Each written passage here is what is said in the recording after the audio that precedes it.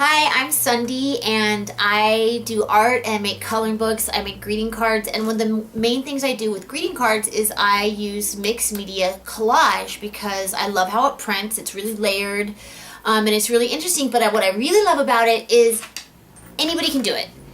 This is for people who can some people, which I think is so great, can only draw one thing because that's what they've drawn all through junior high and high school. They have drawn an owl or a dog or a hat wearing, like a cat wearing boots or something. So I think this is a really amazing way for you, the people who can just who draw something so great. You just know how to draw your butterfly or whatever, and to turn it into fine art. Again, with the terms, whatever that means to you. But art that you could like literally frame and be like, I drew this and I made this with my own hand, no computers. So let's get started. So for this, I'm gonna draw a big-headed dog, and that will be my character of if that's the one thing I could ever always draw that I just love drawing all the time. But you guys, you just draw whatever you like to draw, and then we'll move on to how to insert it into mixed media collage and make really awesome art with it. And it doesn't have to be anything fancy. Remember, it's just whatever you've always drawn in junior high school. I'm gonna do a dog smiling.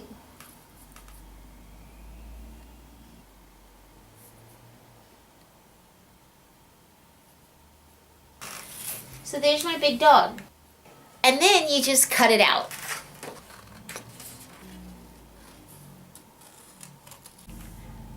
So here's your dog, and what you can also do if you feel like it is color it in with colored pencil or crayon, or even paint it or whatever. Sometimes I just really like the effect of a simple line drawing on color. It just pops out. I actually do it a lot on my greeting cards. I just like it. Sometimes it's a little bit of laziness. I'm gonna admit that to you, but it's also I end up being lazy and putting it there, and then I'm like really like the effect of it. So you can try that, but or you can feel free to color it in or do whatever you feel like doing. Well, the next step after you've decided what your drawing is, we're gonna do backgrounds. And so this is where the mixed media comes in. Even though it's collage, it's also mixed media because I always like to, whatever I feel like is the most effective thing to do is what I use. Sometimes it's colored pencils, sometimes it's paint, sometimes it's pastels. So let's start with, I'm going to do a lot of different backgrounds, like, so the dog can be in the water, or the dog can be in rainy weather, or with the backdrop of mountains, or in the grass. So I'm going to do a bunch of backgrounds right now with a lot of different medias so that you can get ideas of what you can do. So sometimes I like to be really simple with, even for my greeting cards, things I'm going to sell, I still like to be really, it's kind of funny to me to just be simple. And we're just going to cut lawn out for the dog to stand on a lawn. Just to make, you can just add texture if you feel like it, like this. I do it before and then cut it out after. So there's some grass. So to do long grass with wildflowers, I'm starting with a green piece of paper because I just really love to have that extra layer of color. Instead of starting with white paper, why not start with a color of paper so it adds like a really cool dimension. And then again, I'm using the soft pastels, and you're going to apply them a bit harder and then go over them with a wash so that the texture of the grass blade still comes through, but it turns into sort of just a blurry, nice wash of like a feeling of moving grass with wildflowers. So I have like just some like red and orange and just some green pastels. So let's do this. Look what we're doing. So these are pastels. They're not oil pastels. Oil pastels, you would need turpentine if you're going to use this technique, but we can use these with water because these are just soft pastels. They're like a chalk but softer. And so then you have water with like a big brush. And let's add some, let's do this grass first. We'll add some even more color. So if you do it hard enough, these strokes will show up when you do water, but it'll also blend, the water will blend everything together a bit like a watercolor. But the texture will still be there. So that looks like wild grass. Let's add some little dots for like little wildflowers so that the dog could be in the wildflowers. The thing is about these pastels is the second you touch them, when they're just on dry paper, they get messed up. But when you put water over them, they get turned into they don't rub off as easily. And I sort of like how they're bleeding. It just makes it sort of more like whimsical. So there's like a grass background. And even if you want, sometimes I like things to happen by accident that aren't really by accident, but sometimes I like how it looks when it bleeds. It just makes cool texture. And then when this is dry, you can again cut some grass into it if you feel like it. Obviously when it's dried, but I'll just do it right now.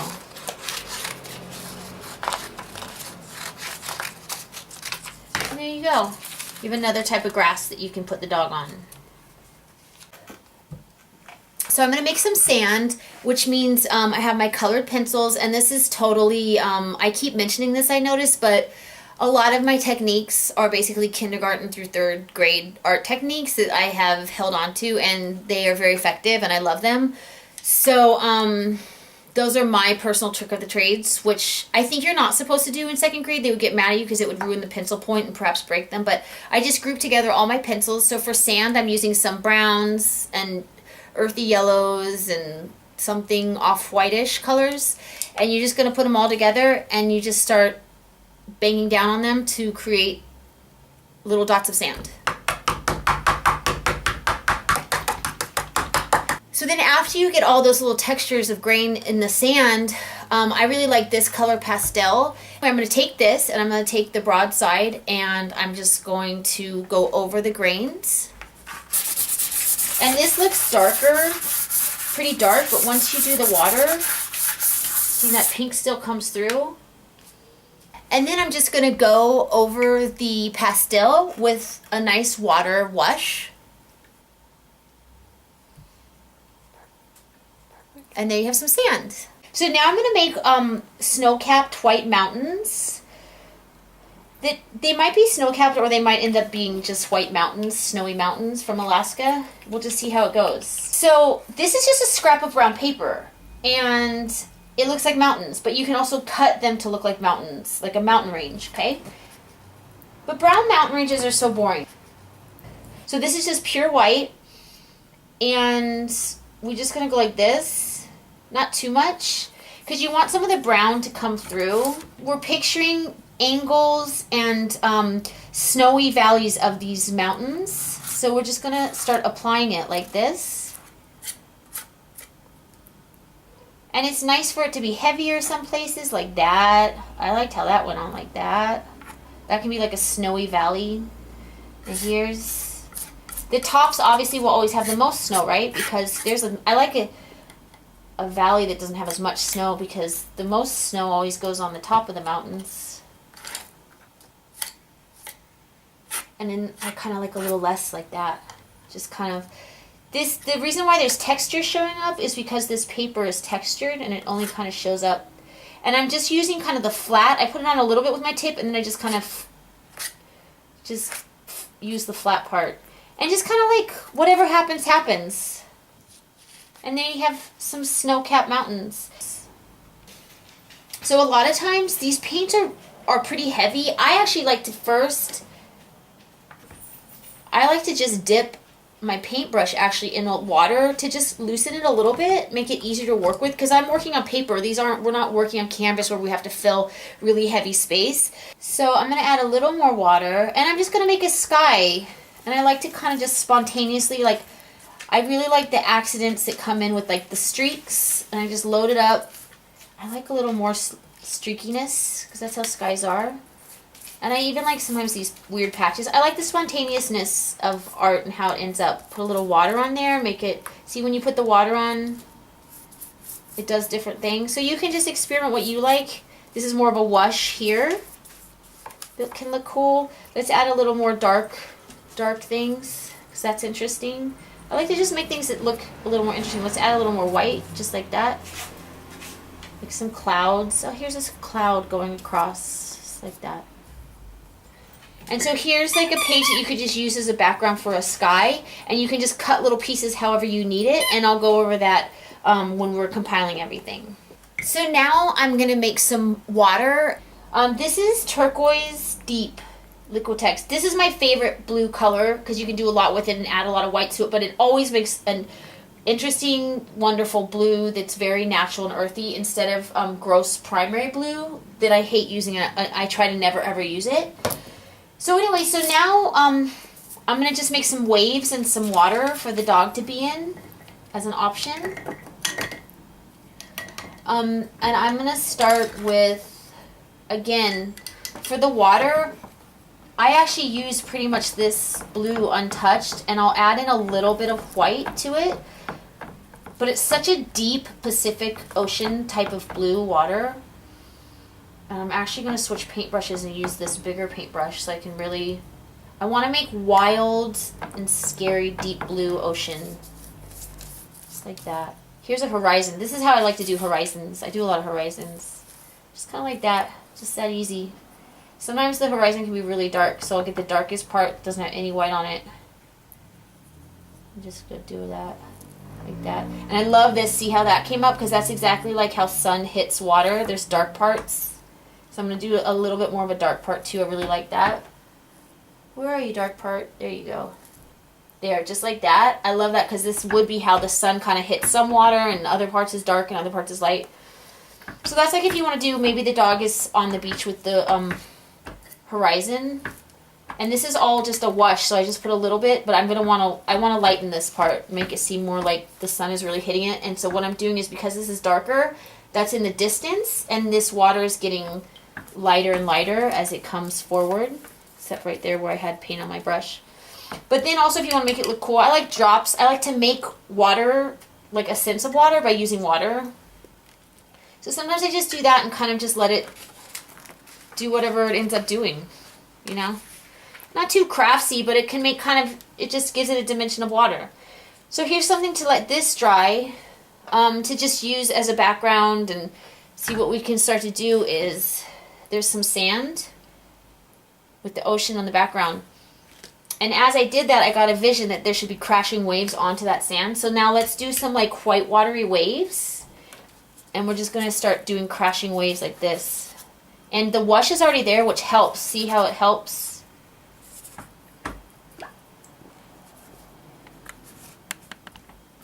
See, because there was so much water there already. See how it made? You can even go like this. And there's some water that just crashed out of the water. And so this is like a weird blue color that wouldn't happen very often. If it were a crashing wave, there'd be a lot more pure white. So I want to make sure there's enough pure white. But this is no big deal, you guys. Like, this is just messy. This is nature. Anyone can do this. You really can. You can totally take white, put a blob of it in water just like this, and then blow on it. Anyone can do this. Just like that. I'm going to pick up that blob. That's a bit blobby, but look at what you ended up with. That was cool too, how that happened. And then we are going to make flying up water droplets by going like this. It just makes it so, oh, isn't that nice and oceany? That's the white water. And I feel like we need some that's just with blue too. So again, we're going to keep loosening this up till it flies off really easily by just adding water. And then we'll do that again. Just makes it nice action because water is so active. Some drops are cool. Okay, so that's how you can kind of make the action and the movement of ocean water. So there's our like wild white water. Now we're going to cut all the pieces together and compile them into one piece of art. So then I like to pick a background color. Sometimes I just love with collage just base colors that you buy in stores. It's just such a nice block of solid pure color with no texture, because if you're doing so many textures, it starts to go crazy if also the background is a texture, the sky is a texture, and this is a texture, and this is a texture. So I really like to have open spaces to get the eye to calm down and have nice blank open spaces. So there's a few textures here, but here's a nice calm blank blue color. So we're going to build, this is going to be a nice field with beautiful mountains in the background. Oh, there's the wonderful meadow grass. Oh, here comes our dog, right here, like this. And this is what I love about collage also, is that you're not like, oh no, uh-oh, now I can't remove it. It's like, this is what I always do with all of my images, is I fiddle, and I go, oh, I like it like this. And then sometimes you have accidents, like in a weird way I kind of like this blue showing through, but I want the dog to be in like a little bit of like higher grass, like this. So we'll move this down. And what I would do if I were like just by myself making a card, I would just go, oh, I'm going to cut this blue off. But for now, we'll just go like this. Oh, there's the dog standing in long grass. And look at the beautiful mountainscape in the background. We'll put that down. And I want the mountainscape, now that I'm looking at it, because this is the beauty of collage, you just fiddle around till you really like something. I want the mountains up higher because that means they're further away. In my mind, that's what they mean. And so remembering that I also do love some blank, nice blank paper space to calm the eye down, I'm actually just going to add just some nice green to kind of fill this space. And it also makes a nice clean horizon line for this, for the mountains. But in the meantime, you have all the textures. And there's the dog. And then what I would do, I'm not going to bore you by gluing all this together in front of the camera, but you get the idea. You have all the elements, you cut it to the size that you want into whatever size frame you're going to put it in for grandma. Sometimes though, what I love having extra pieces. Like this mountain piece is making me happy, so I'm going to keep it. But then when you mat it, I love having like weird extra cut pieces because it means like, look, our hands made this. So it's not perfect.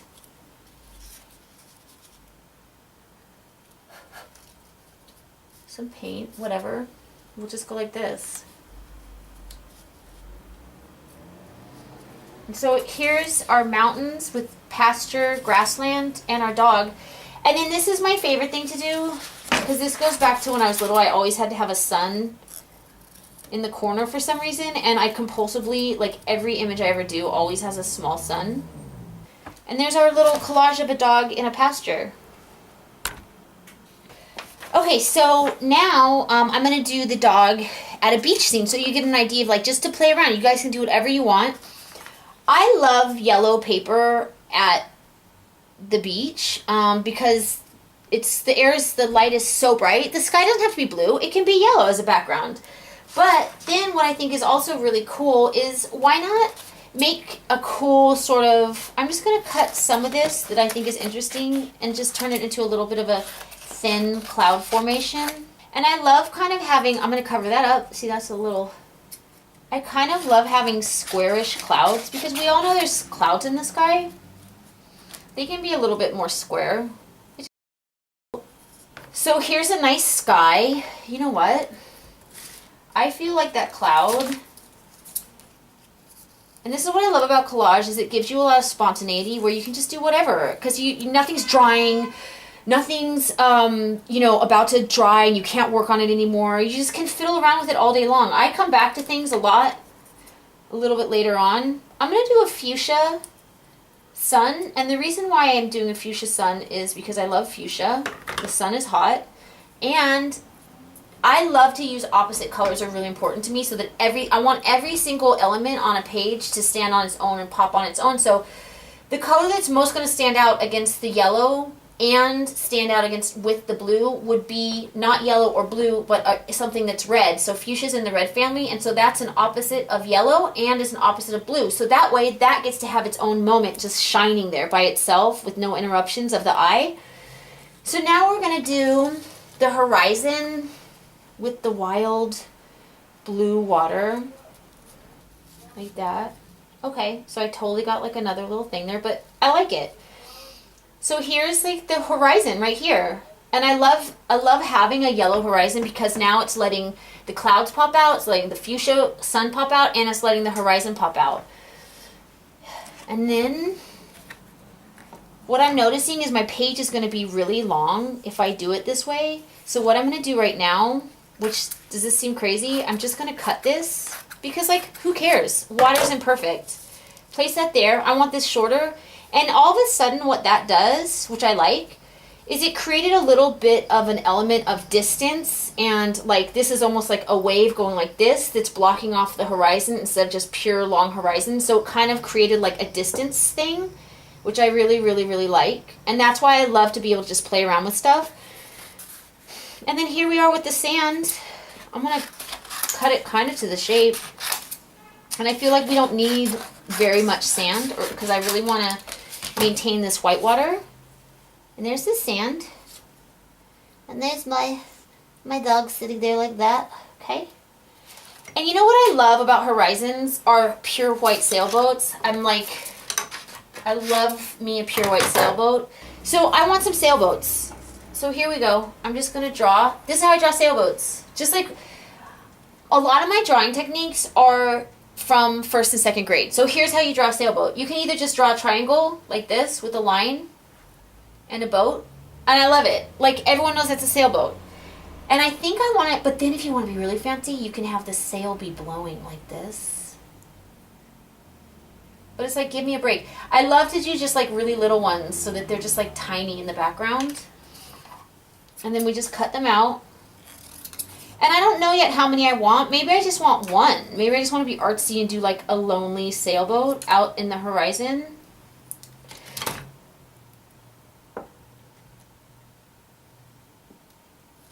But I want these little, I realize I want these little 2 ones. And you know what, sometimes what I do, sometimes I just like, okay, again, it might be because I'm lazy, but then I end up liking how it is. I kind of like just having like a little white square instead of cutting out those little individual boats. Because it's kind of weird, it like plays off the yellow and it's just kind of like nice and nutty. And there you go. There's your ocean scene collage. And you guys can do whatever you want. This is just one example of fun things you can do with collage. We were wrapping everything up, and then my son fell down underneath the horizon, and I was like, oh my god. I actually want this to be like almost more of a sunset picture.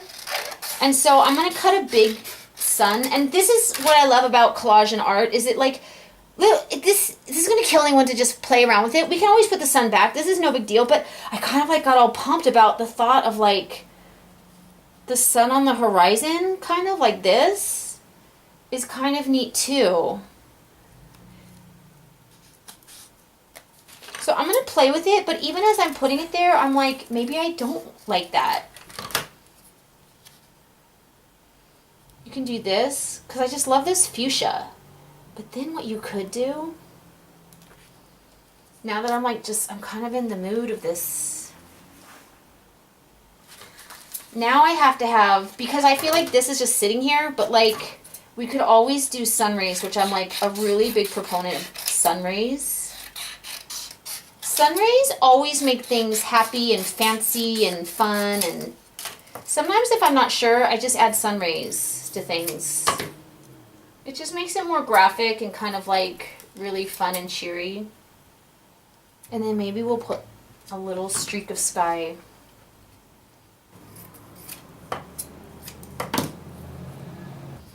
So there's always so many different options, and you just fiddle around and figure out what you like best, because you can always, that's what I love about collages, you can just go back to the original, or if you want some cheery sun rays, then have some cheery sun rays. And that's it. Just play and explore with it. And then you glue everything down and then you're done. So there you go. I hope this helps you feel more comfortable, more confident that you are an artist. And even if you can only draw one thing, even if you can't draw anything, you just compile a bunch of pieces of paper together that you think are pretty, that's what collage is for, and that's what art is for. So I hope this really gives you confidence and interest in trying to do your own special pieces of art.